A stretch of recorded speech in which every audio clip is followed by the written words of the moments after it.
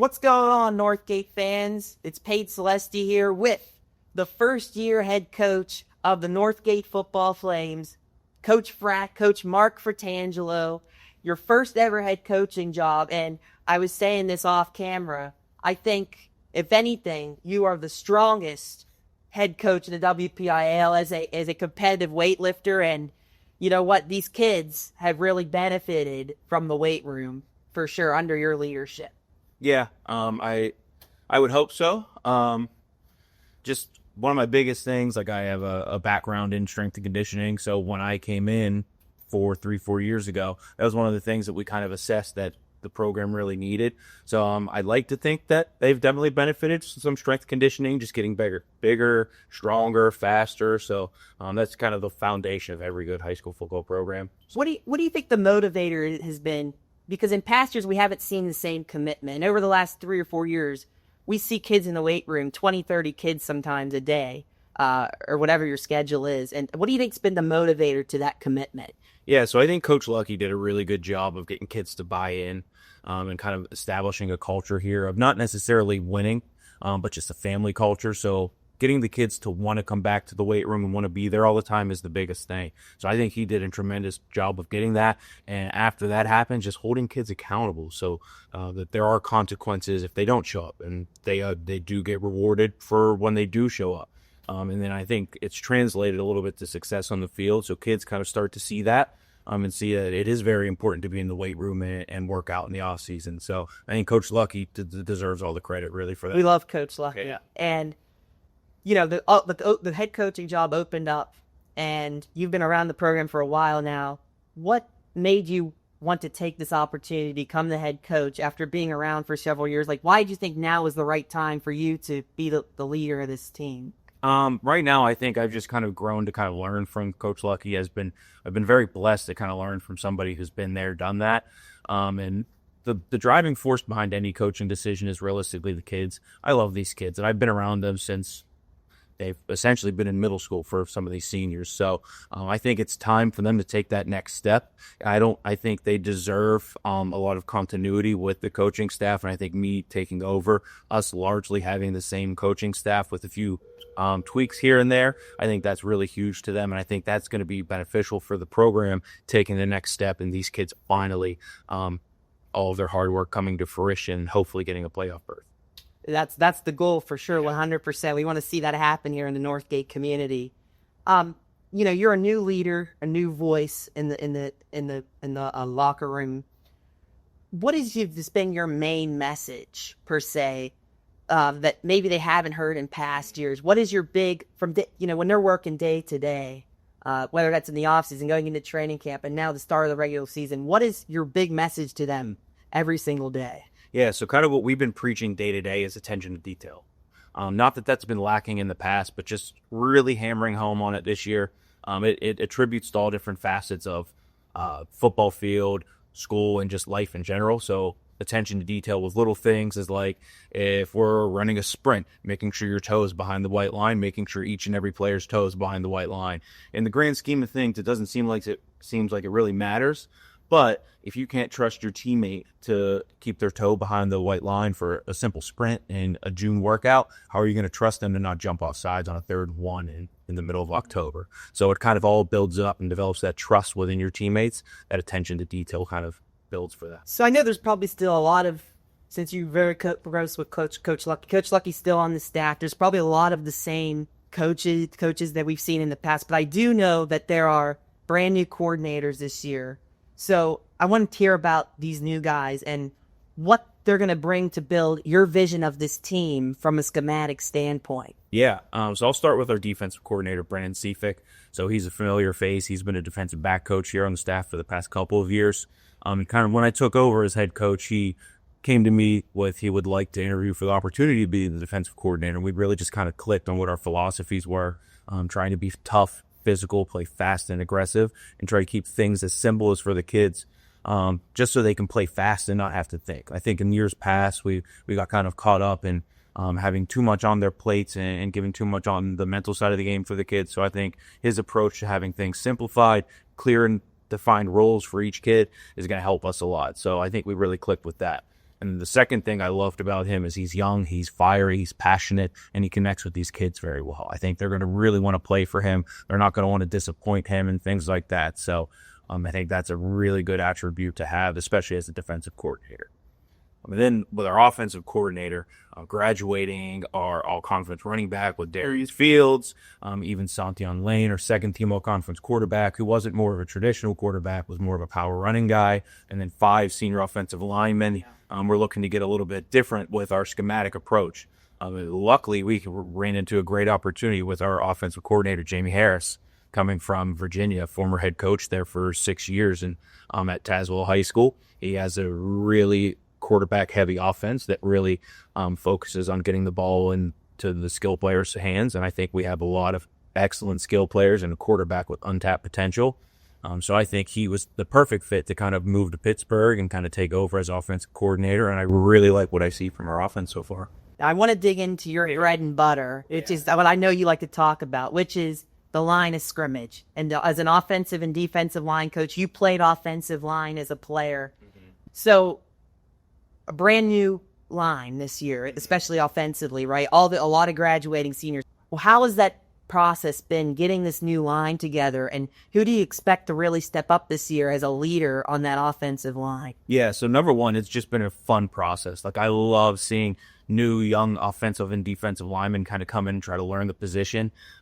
Leader-wise, Braylon Mosley and Christian Tambury on the offensive side of the ball for sure, stepping up in leadership roles, being those guys that we can kind of lean on that have played varsity level football before. Then on the defensive side of the ball, I mean, he's been a stud for us in the past, Caden Steiger. So everything that he does, these younger guys watch and kind of try to implement and get better and better. But the great thing that we've had is that these young guys that are now stepping into these roles, they're the ones that were going against our 5 senior offensive line last year. So they might not have been on the varsity field, but every single day in practice, they're playing against the best of the best in single-A football every single day. So we've had tons of young kids kind of step up, even some older kids kind of just joining the team that are really impressing us. So it's been really fun to kind of see how those pieces of the puzzle have been kind of fitting in. And tomorrow, really, when we have our first scrimmage, it's going to be nice to see them go out, play against somebody else, and see how their hard work's been paying off. That's exciting stuff. As far as leadership goes, you know, with a younger group, you have to have a group of guys that can really, younger guys can look up to, who are usually upperclassmen. Outside of some of the guys you mentioned, I mean, I don't know if you've named team captains yet, but really, who has stepped up as a leader in the locker room? Yeah, so I'll start with some of our seniors first. So we mentioned Caden Steiger. We'll move past that. But like Zion Ward, running back and linebacker for us, he's really lead by example, vocal leader. If kids need to look at how things need to be done, that's a perfect kid to look at. The next one would be Nick Rawling. So he's been with us since his freshman year, and he's really kind of stepped up this year into a vocal leadership role, making sure everyone's on the same page, where they need to be at certain times. Another one is more of a lead by example type, which has been Will Smith. So all of these kids realistically have been with us since their freshman year and have been there, done that, and kind of see what it takes. So the younger guys are kind of looking up to them. But then we have some great juniors that are definitely stepping into leadership roles. I mentioned Christian Tambury. Another one is Jordan Hairston, wide receiver and defensive back. He's very vocal, one of the most vocal kids we have on the team, which is very nice to see.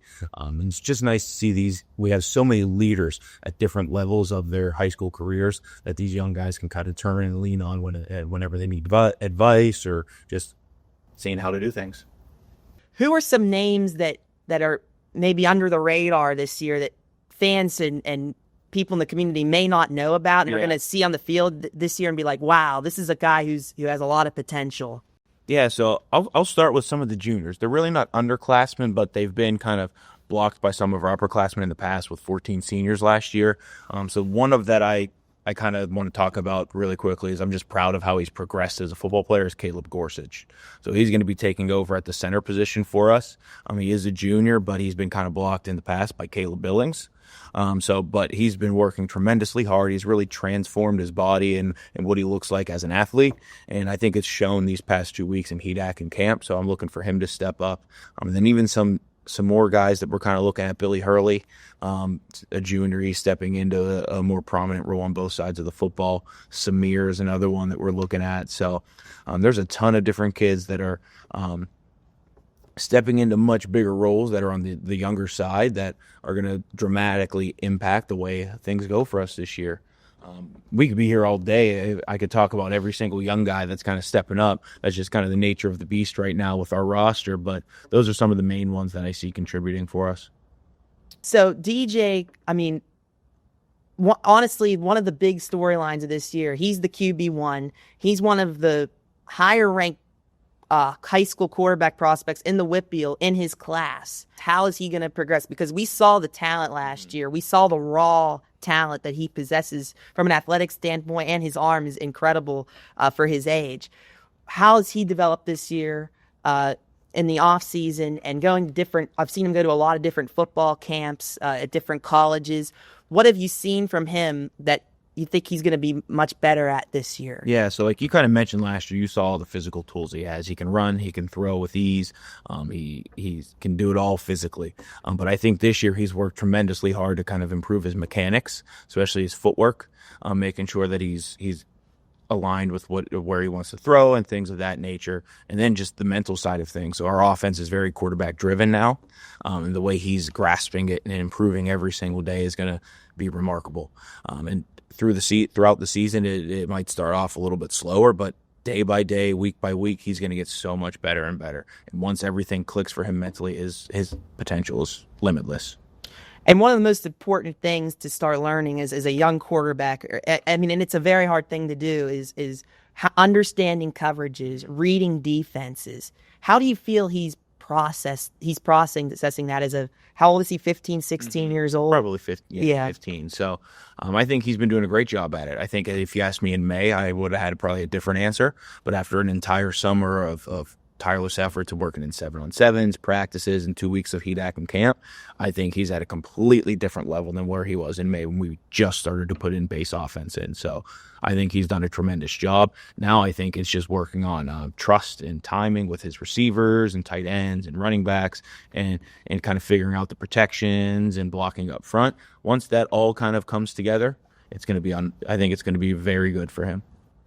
So obviously you have your scrimmage tomorrow, as we're recording this on a Friday, against Union. And then once again, week 0 against Fort Cherry, the back-to-back WPIAL champion with Matt Sig at quarterback.